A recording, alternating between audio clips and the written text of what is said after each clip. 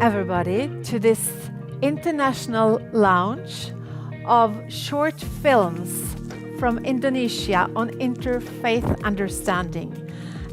We organize this partnership between the HL Center Inclusive Citizenship Project and Lutheran World Federation and Minority Rights Group International as a joint effort to raise the awareness on how interfaith understanding may be promoted and disseminated through film and also through education. I give the floor to our distinguished moderator, Sivan Kitt from the Lutheran World Federation, who is taking us through this from his office in Geneva. Please, Sivan.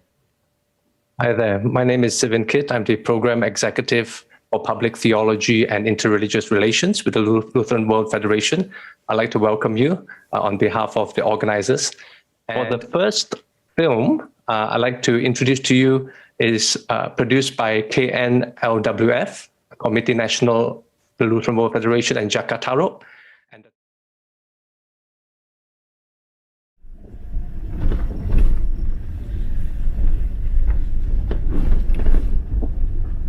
mana aja kan kita kirimkan bantuan ini?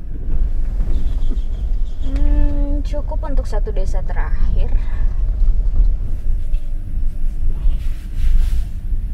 Pernah ke desa itu sebelumnya? Belum.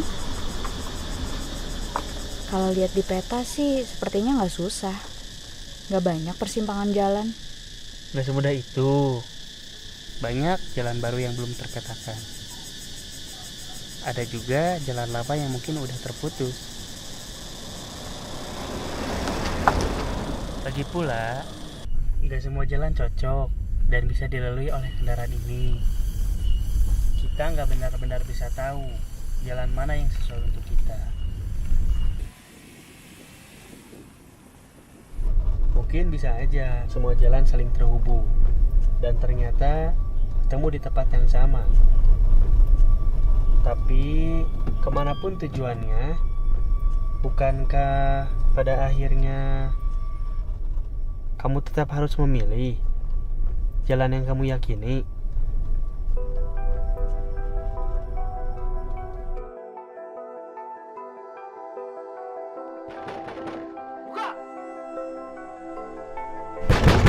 Buka!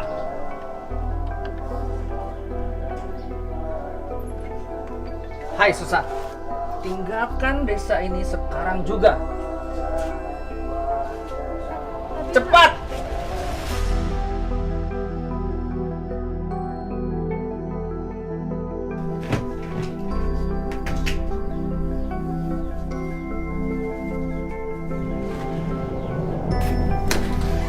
Perlu saya ambil anak ini dulu, Bos.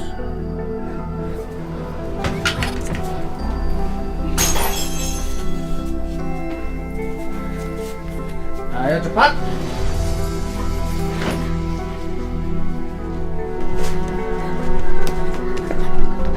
Pergi dari sini!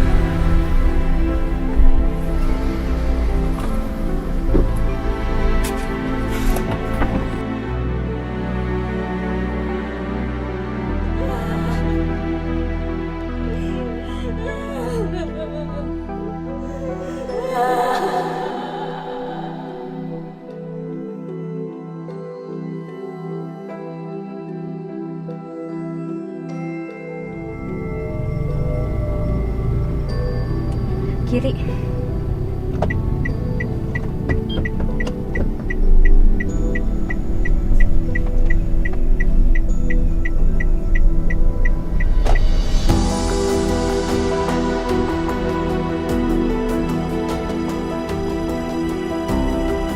Aku nggak tahu kemana tempat yang kutuju.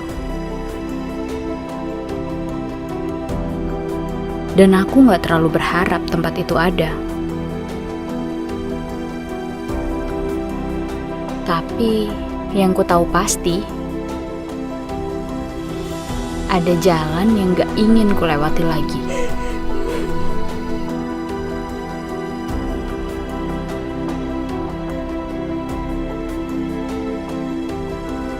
Bolehkah aku marah?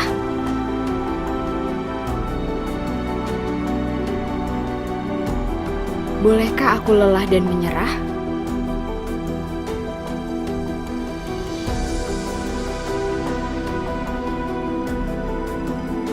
Kadang aku bertanya,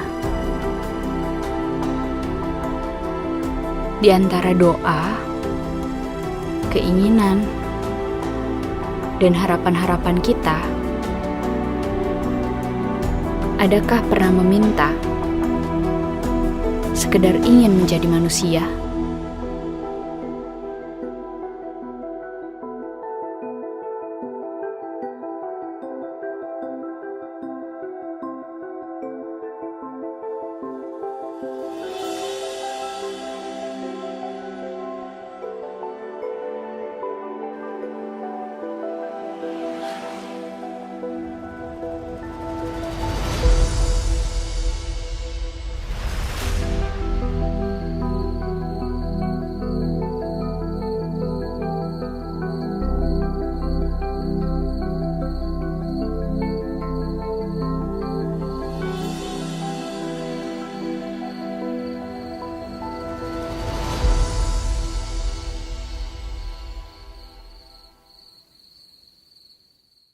And that was the movie Place Among the Stars, a very personal story. I'd like to invite the director, Risto, to join me right now. And Risto, and congratulations on producing and directing this film. Now, I guess the viewer might be interested to know, why did you choose a more personal approach to tell the story? And there's kind of a lot of metaphors here and there, road, directions. But let's start with that. Why did you decide to go personal rather than a big story? Something. Go ahead. Yeah, we believe that based on our experience on campaigning the tolerance and diversity issues, we feel that personal sides of story give us more inspirations than the dogmatic or the theoretical or conceptual approach. But as long as we try to use the personal story, it's give us the more than the knowledge, but also the experience, and we deal with our emotions, our vulnerability, and our desires to know the others. So it will be a great situations when you can know something about the diversity, but you only can experience the diversity by embrace it with your personal experience. I think we try to enlarge that concept on this movie. And then there was also a bit of, there was some kind of reconciliation. There was a conflict. It was like a family conflict going on in there, right? And can you elaborate a bit more about the direction that you were going with this, especially in the context of Indonesia? Yeah. Well, we don't mention the religions, we don't mention the place or something, but from what we see in the movie, people can get some assumptions that the conflict of religions about the minority religions in our Indonesian conditions. But yes. In our condition in Indonesia, there's sometimes a little bit conflict about the discriminations to the minorities and to the people who have the heretics view, assumption as a heretic view. That it happens. So we can say that this movie based on true story, but we a little bit dramatically elaborate it to the movie, so it can be experience our. We can feel the experience and become universal for other people who have ever been discriminated. And so that's interesting, right? From a director's point of view, even though it is a very particular story, but there's a universal application. Yeah. And in your experience of working on this, what were some things that you find that was your highlight as a director? for you? We found that the stories is so simple, but we find that it touches every of us. This movie is created by collaboration. Yeah, most of us from the other different and some of our crew are the first time engaged with religious diversity issues. So they got the point by experience to making this movie. So we feel that our campaign is not only through the campaign or the personal or the conceptual campaign, but we also have them to experience diversity by feel what the stories of this movie bring them. Thank you so much. So it's not just the story in itself, but there's a story behind the story, which is the stories of the crew and all those who are doing it, because all of you come from different backgrounds yourself, and you're not from one religious grouping. So there's a story behind the story, and that's probably something for us to reflect on.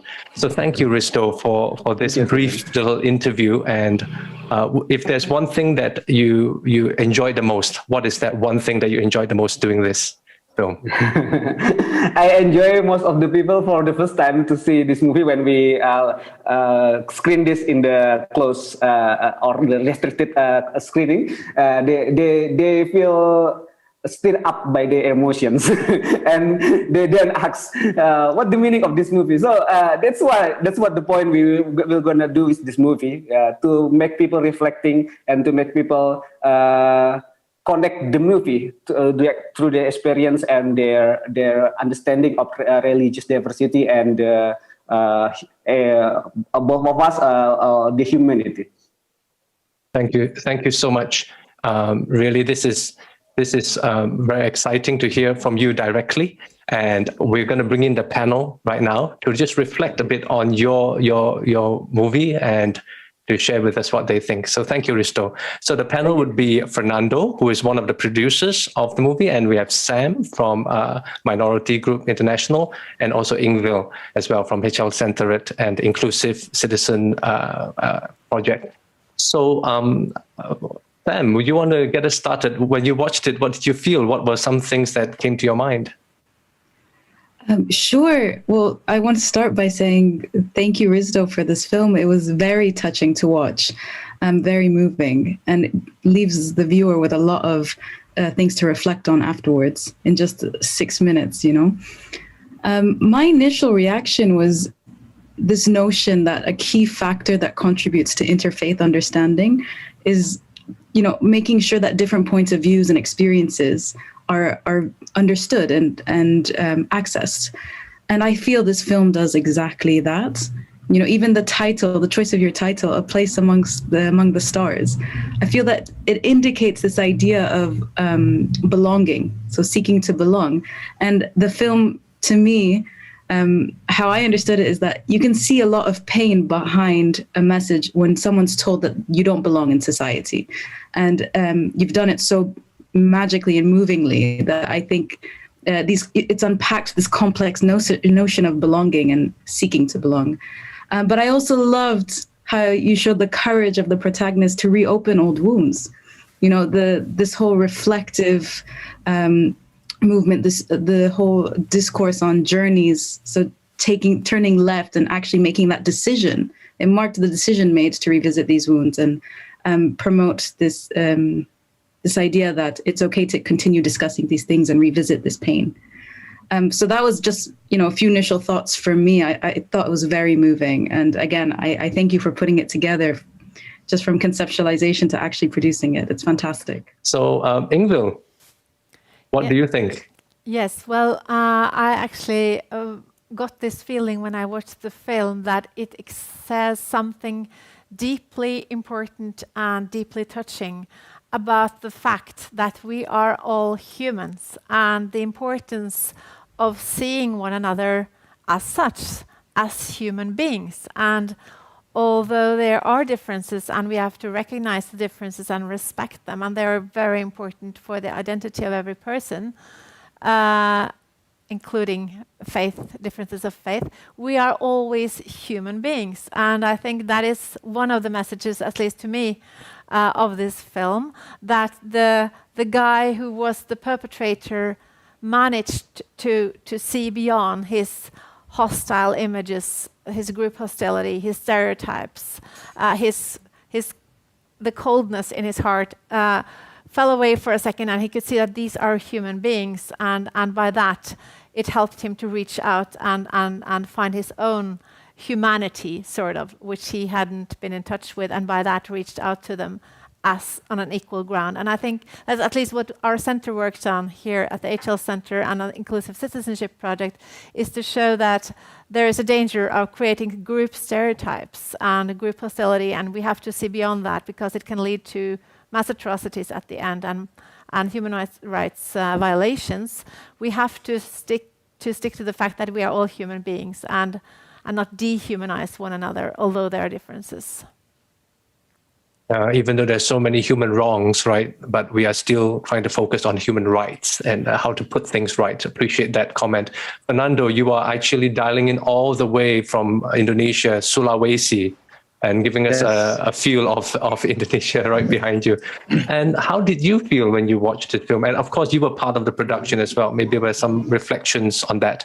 But let's just go with the film first. What are key themes that was very important for you? Yes, I found this movie very touching, very like it delivers good understanding about interfaith diet praxis. You know, the film plays among the stars. The film delivers a different perspective of overcoming hatred and limitation of human rights, because we know, like, the film shows that the lady's human rights is deprived of by someone. And of course, this is about human rights, about freedom of religion or belief. And, you know, many times also voices of the victims are not heard by the authority for the reason of keeping public tranquility in many cases in Indonesia. And, and you know, in the film, however, the victim does not stop to build good relations with the perpetrators and with the community where the perpetrators are living. So the interfaith diet practice teaches us like how to use other ways of overcoming hatred, of overcoming limitation of human rights by doing something, by establishing dialogue, but more practically, more praxis. So, you know, in the film, she realizes that everyone in this pandemic time has been hardly hit by the COVID-19 pandemic. You know, the crew there in the film were wearing the face mask. You know, that shows that this is the pandemic time, and she led herself to voluntarily act to distribute social assistance to many people, including those who perpetrated her rights in the past. So interfaith diet praxis, of course, she shows in the film, is a unique way that many people should find whenever legalistic approach is less enforceable. You know, sometimes many human rights violations are not cannot be claimed by the victims because of, you know, public tranquility issues and reasons, for example. You know, and the two keywords I can say in this at the moment is mutuality and commonality are the keywords for understanding interfaith diet praxis, because dialogue may be very often built under certain circumstances, for example, time, famine, climate change, and so on. So interfaith diet praxis teaches us how to build relationship through seeing our mutual problems and have been brought onto the table to address together, regardless what religions or identity we belong to. So it's not just about dialogue, but actually right action, not just learning how to talk to each other, but do things together and not waiting for things to happen at a government level, structural level, even though that's important. But there's a personal story there. Sam, Ingvild, would you like to add to that after hearing Fernando and also others? What are some other thoughts that you have? My simple question after watching this movie is, and this is from one of the participants, would it be possible to be human in a world where monotheistic religions had spread all almost all over the world and treating humanity based upon their theistic understandings. So this is a challenge, I assume, to religions, where religion is used to suppress humanity. But I would just like to comment that I fully appreciate that perspective, and definitely it's true in many situations. But just like ideologies and life perspectives of different kinds can be misused, also religions can be misused. But I think at the bottom of most religions that I know, there is a deep sense of humanity and equal human dignity. And although that is not always practiced, neither by religious or non-religious persons, that is a resource in all or most religions. And that's the resource that we should build upon for equal dignity and seeing each other as humans, as I said. So I think it's a challenge for both religious and non-religious persons, I would think. What do you think? I would agree with what Ingvild said. I feel at the end of the day, it comes down to, as Ingvild said, humanity. So actually being able to see the impacts of our own beliefs on others, and whether that is truly what we want to live by. And I think that bringing it back to Rizdov's film, I think it does, the film does that. It shows, it humanizes these complex problems, and it shows the emotions behind these actions. And so, yeah, I think it comes down back to humanity at the end of the day. Thank you. And it's interesting, we are experiencing some humanity over Zoom and YouTube right now, actually screen to screen, and it's trying to get some face-to-face encounter. And we do look forward to actually meet in person. And congratulations once again to Risto, Fernando, and team for producing this actually in the midst of this pandemic. So I just want to appreciate that. Our deep congratulations to the team. And thank you for doing this with the support of Norway. Thank you. Thank you.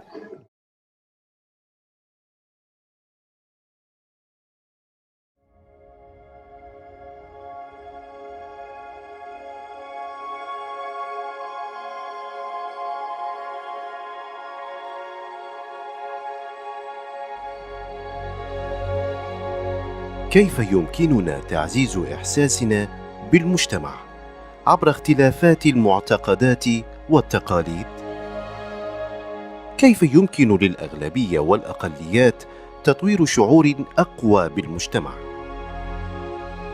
في عام 2019 نظمت مجموعة من نشطاء المجتمع المدني رحلة بين الأديان في كردستان العراق للأشخاص ذوي الهويات الدينية المختلفة.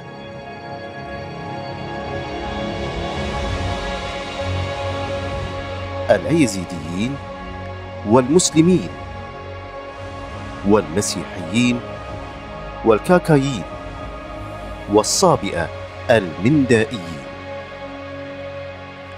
وقاموا بزيارة مواقع دينية مهمة لأقليتين دينيتين مختلفتين، المواقع المسيحية في القوش والموقع الديني الأيزيدي لالش. طبعا أنا مسلم، ومن الموصل هاي أول مرة أجي على مدينة لالش المقدسة. شعور رائع وإحساس روحاني كلش قوي دا أشعر به حاليا، وفرحان إنه استقبال أهل لالش إلنا وللأيزيديين شلون مستقبلينا، وشلون يشرحوا لنا بحب، يريدون يوصلون لنا أفكار، يريدون يوصلون لنا الشغلات المقدسة مالهم. حسيت إنه قدسية المكان، حسيت بفرحة لأن أنا هنا، لأن عاد أشوف الأخوة الأيزيديين يمارسون طقوسهم، وطبعا أنا مع مقدسات ومقدس هالمقدسات.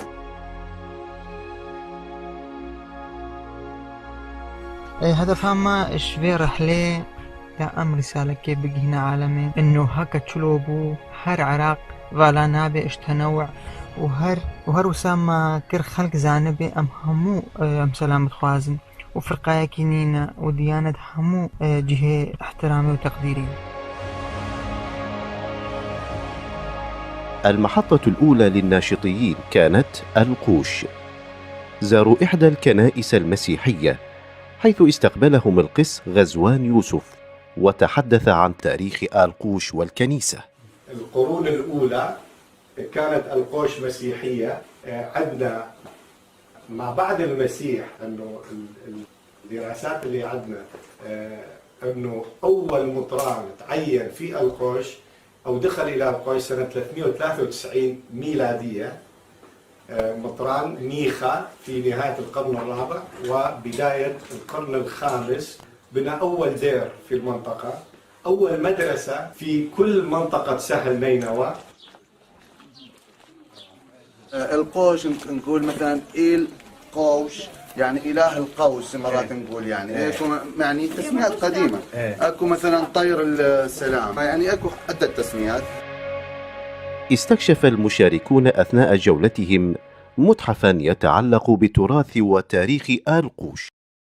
متحف آل قوش جهكي كفنا وقلق تشت قديمتي دهينا ماذا فيها أم جوان تشتع ببينن دا أم زانبن تراثي مسيحية تشتا وخاصة تراثي آل قوش.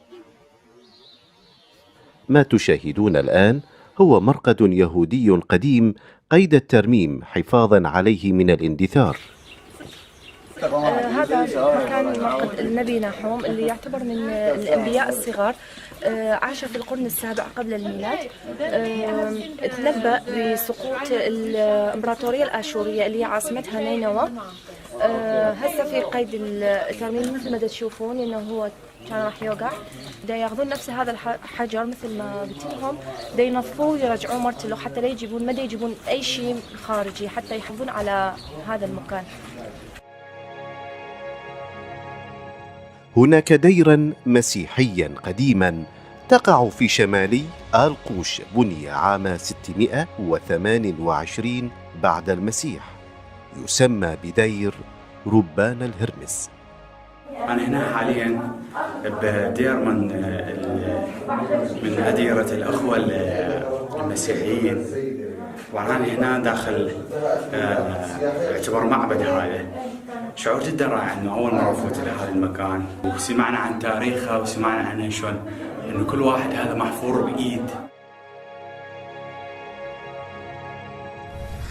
براستي جهكي قديمة جهكي مزنا البا مسيحية وبهزاريت سالة وكا قوتني دوان أفجيه معايا خده أثبت لي متى أسهل ما فيدري لأن قالك سريت شاية. اللي عنده أمنية يحكيها بقلبه يعني ويا نفسه، ويغمض عيونه بدون ما يفتحها، يغمض عيونه ويبقى لازم يتجه باتجاه الصليب. فإذا كانت إيده يعني وصلت بالمكان الصحيح على الصليب سنتر، فإنه راح تحقق أمنيته يعني.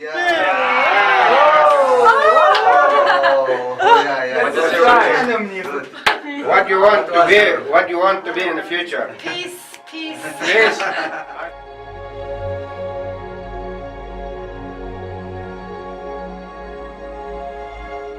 المحطة التالية كانت لالش، المكان المقدس لليزيديين، حيث قام المشاركون بجولة في داخل الأماكن المقدسة، كما استقبلهم الممثل الديني بابا تشاويش. راستی ام کیف خوشین پادن هر کسکی و دریه میوکی بو هر ملتکی، هر دیانتکی، هر مذهبکی. البرما وكو ازدياتي والدنيا مدى براستي إنسان إنسانا، ما تشجرا فرق جدينا بتشوف بشرايا، ما تشجرا نهيلان أن منع كسي جينا كيش لالشي وقت خلقي غريب بالعكس دام بتر كيف أخو بديني. ثاني الروش بروج يان نابا و أف ملتا بتر بروجي بيجري دايا روج هكا نبت جيان جينا. روش رونايا دنيايا وقت روش هابت هر تشتوه إذا الوي ملدي دا روش لقا بيروزا أم صبي وهي بارا أم بري خود دينا روجي وقت دعاء خود كين. الديانة الإيزيدية يعتبر من أقدم الديانات على الكرة الأرضية، يمتد دورها إلى أكثر من 4000 سنة. اسم اليزيدية جاي مشتق من كلمة أزداي، أزداي يعني الذي خلقني. لما صارت الطوفان وراء 40 يوم الماء نزلت، كل عيون الماء دا تجي مغوش، فقط هذا العين اللي كان ياسبيت كان تجي ماء صافي زلال. من ذاك الاسم لحد الآن نسمي كان ياسبي صافي.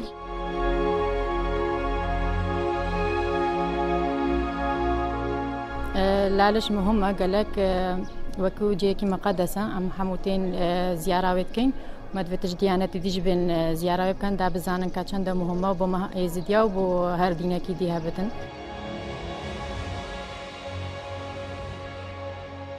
من وهاو سركم أمرو هاتين بو سرداني لالشي بيروز يمش دو جنوبيا وشي كاكين لدشتيني نوا هاتوين لقال جين خانة من ويكو بومو ويكو خوشن مي ويكو جوانن مي ودائما حزمة ميو زياتر بلم زياتر زيارة كرم ومعلومات برم إيه سباشن ودريتي باشي وباختيه وقنوع هنا يشنرب وقول يشنرب وقنوع دار يشنرب.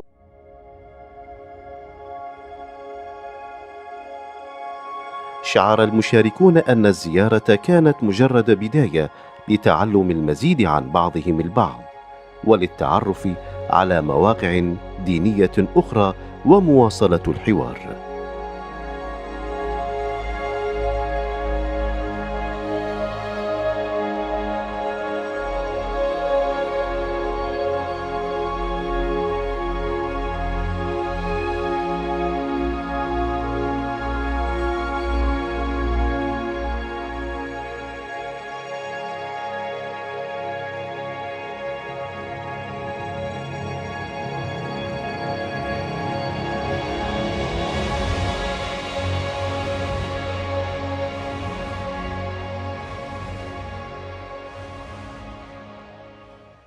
Today, we are really excited and delighted to have two wonderful panelists.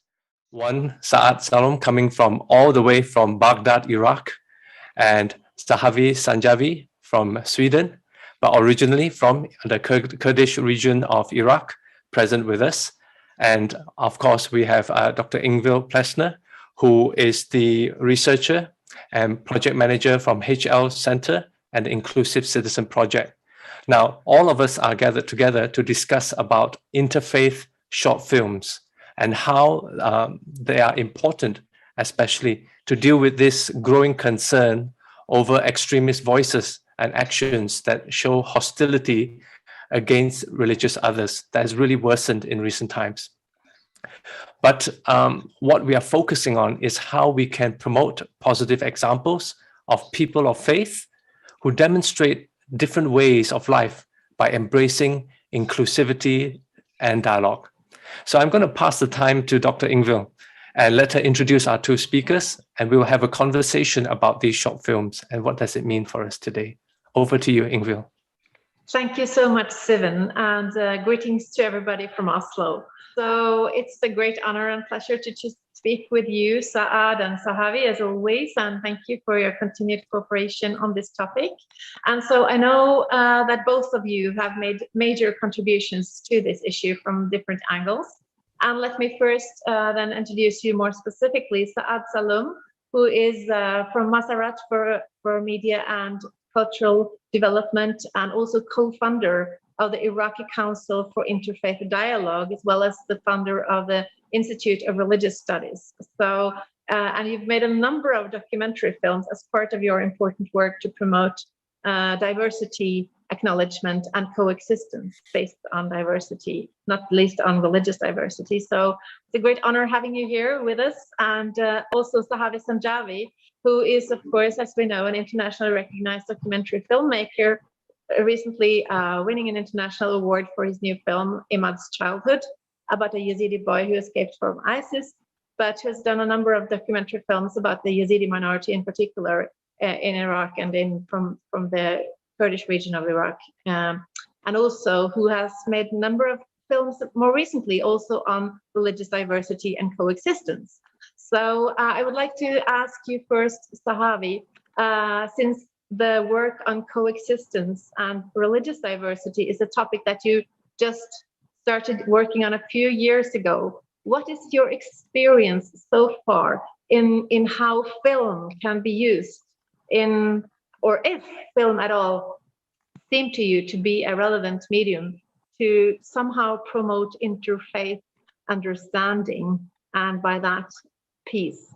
I think we all need to have knowledge about each other.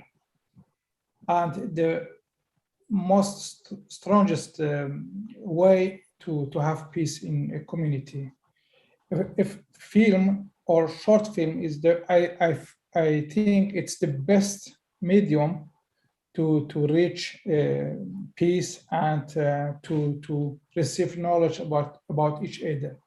When a filmmaker make a film about his religion or about his community, he have concentrate and go in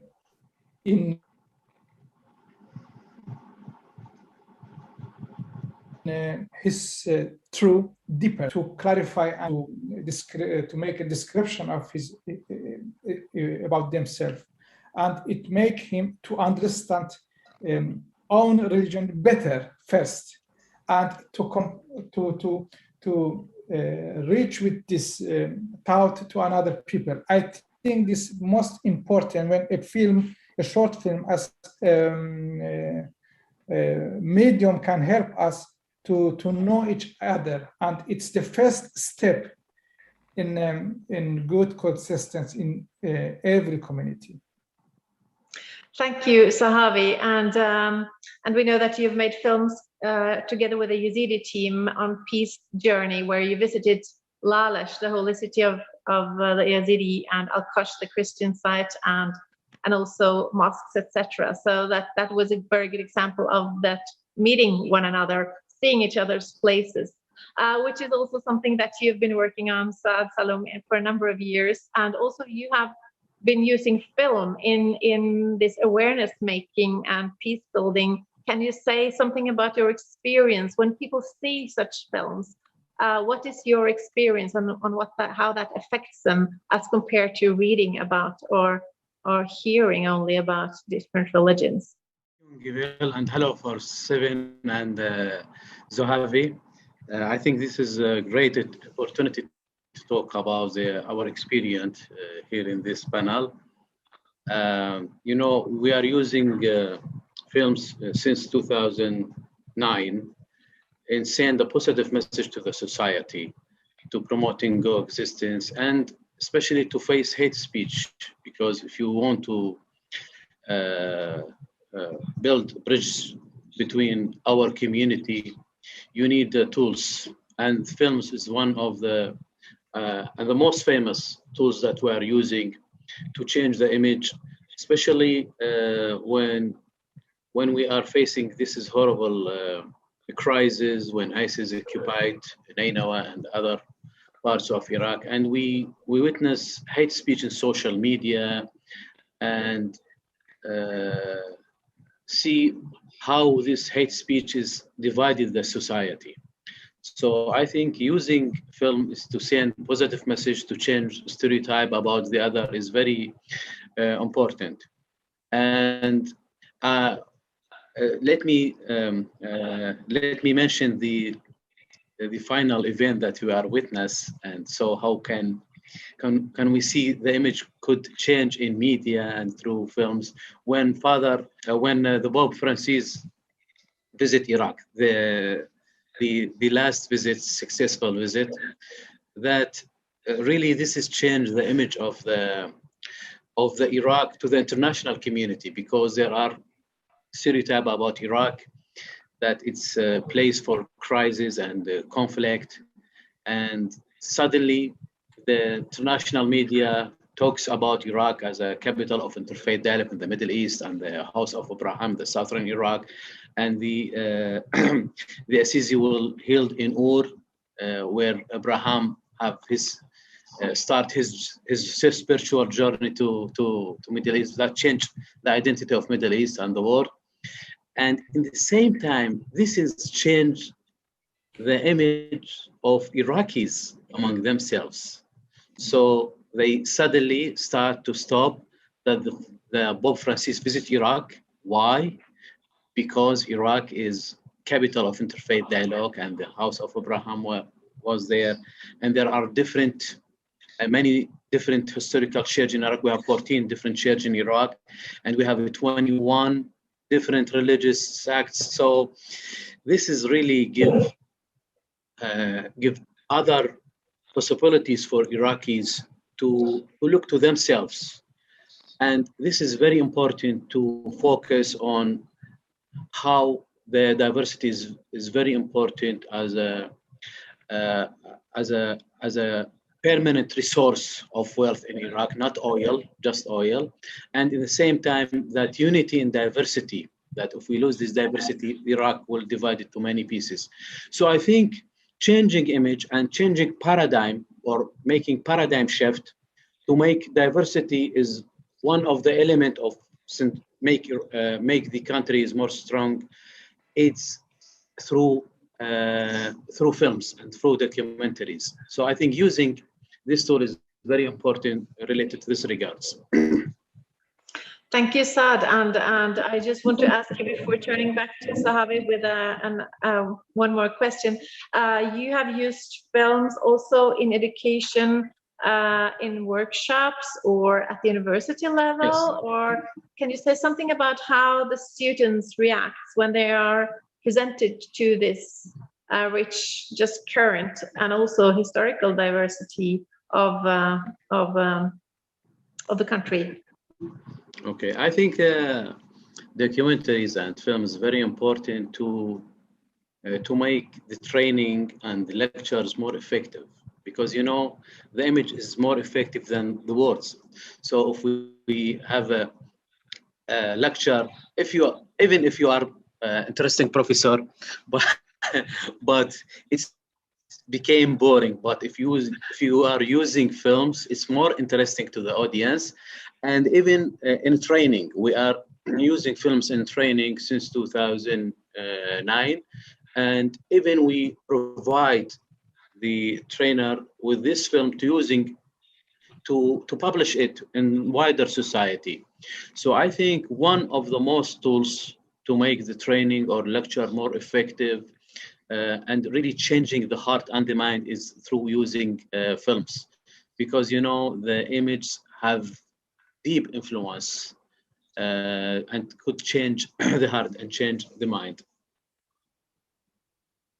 Yes, it can change the heart and mind, which is also, I think, what is your experience, Sahavi, when you meet with people who see the films that you've been making on coexistence in, for instance, Iraqi Kurdistan to the different religious places?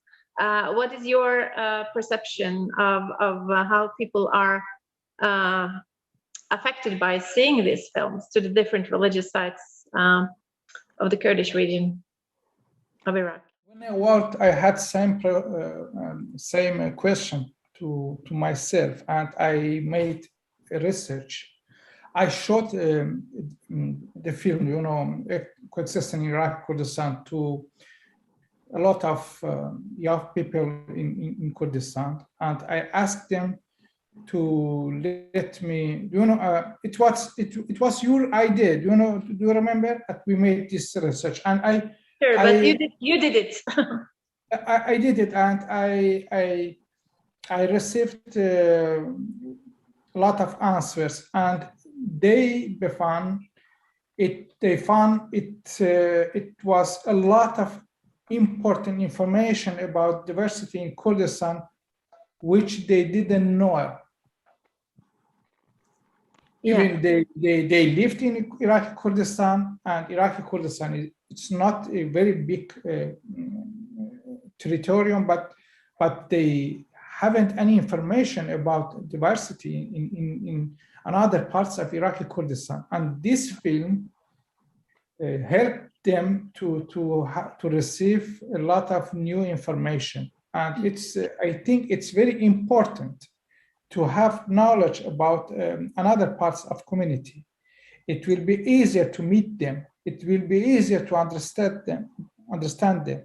And I think it's very big, like in Kurdistan, maybe in Iraq, because we have groups, we have organizations which don't want to spread knowledge and information about diversities and their rights, and how we must have a contact with each other.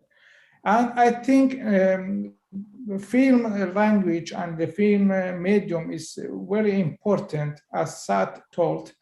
More than 70% of our knowledge and information we receive by eyes, and image is very important to educate people about questions which is very important for our coexistence. I was very impressed by both of your work and your comments. I'll start with Saad first. I thought it was interesting that you highlighted when people see Iraq, they see it as a center of conflict, not as a center of dialogue, but how, whether it's the visit of the Pope or whether it's the gathering of different religious leaders or through the short films, this is also shaping the future.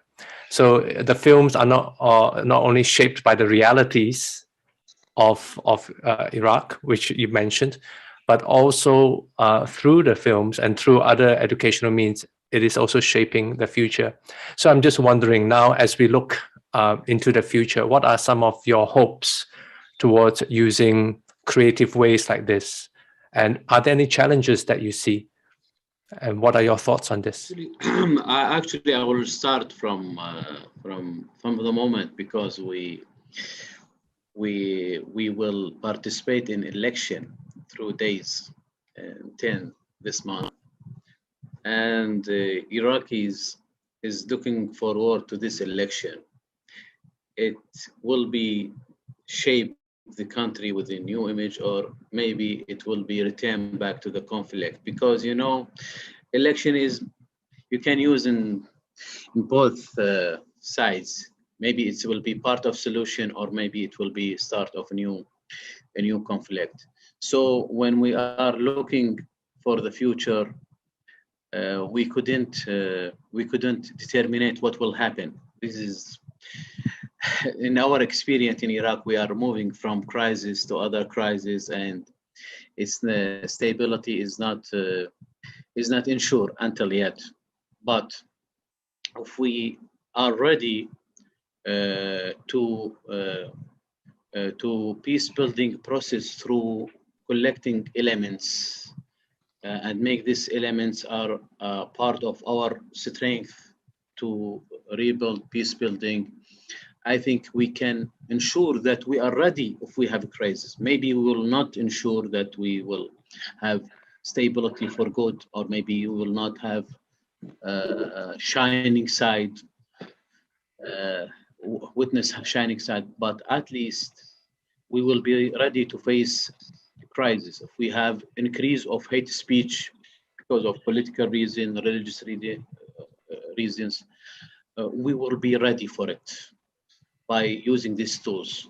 If we have a conflict, we will have our team who are ready to build a bridge between the communities and using popular diplomacy, because if the political doors are closed, at least we have our channels, private channels, to open the doors between our communities through working with youth, working with the clergy from the first and the second levels, and of course working through media and using these tools, the documentaries, the films, help us a lot in this regards. I hope this answers your question. It's very good. And I think it's a very realistic view of the future. The theme for the Geneva Peace Week this year is actually from seeds to systems of peace, weathering today's challenges. And I think you highlighted of course, when you think about political systems, we also hope that things will be for the better. But let us not forget the seeds of peace that are so important to counter hate speech and to have hope for the future. So thank you so much for that very important contribution. And Zahavi, you have done wonderful films. You have been recognized in your contribution internationally. If you were to look to the future, what are you looking forward to in your work? in maybe even future films, things that you would like to build on, especially to promote peace? For me, filmmaking is a way to have impact and to change things. And after my experience, 25 years of working in this medium, I see it can help to change things which is not good for our community and for human rights in our life. When I meet my public in different festivals, I see how interesting for them what we can do together to make new steps to peace and for coexistence. And it's very big motivation for me. And I see how important is it for public to see how another people trying with their mediums to have impact on this question. As you told, Iraq is center for crisis and for problem and dilemma, and it's very important to have methods to change this opinion about Iraq. Because we have a lot of problem, we can become a center for dialogue and for solution for these conflicts. And I think the film and filmmaking can be very important part of this aim. And now Ingvil and Holocaust Center and SAT have made a lot of great steps in this way to help young people to make film about their religion, about their problems, and to spread knowledge about them. And it's very important, I think. And all my motivation I take from the public, which I meet in every festival. And I think we have very big ideas and projects in future to continue with that. And I would just like to, on an ending note, I assume now, to thank you, both Saad and Sahavi, both for your cooperation and your year-long commitment to this issue also otherwise, but also for your contribution to this contest that we've had on making short films, encouraging the public to make short films on interfaith understanding. And we will announce the winners of that for our international online film festival on December 7.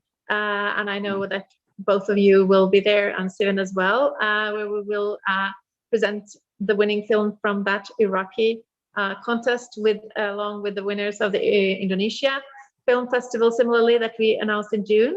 And I would like, as we have discussed with Steven, to maybe encourage everybody to see the film Peace Journey, which is a short film, which is made actually by a young Yazidi team.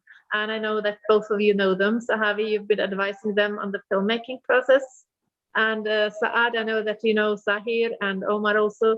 So Sahir, who has been a producer and project manager, and Omar, who's a very promising, very talented filmmaker, and under some supervision and advice from Sahavi on the making of the film process, they made a film about the peace journey we had a few years ago to Lalesh, Al-Kosh, and other sites in Iraqi Kurdistan, or the Kurdish region of Iraq. So I would also like, as an ending note, to thank the Norwegian Ministry of Foreign Affairs and also the Norwegian Agency of Development Cooperation, which has helped funding these initiatives on the Inclusive Citizenship Project, and not least our dear partner Sivan for joining us and for our cooperation in this. So, a warm thanks from Oslo.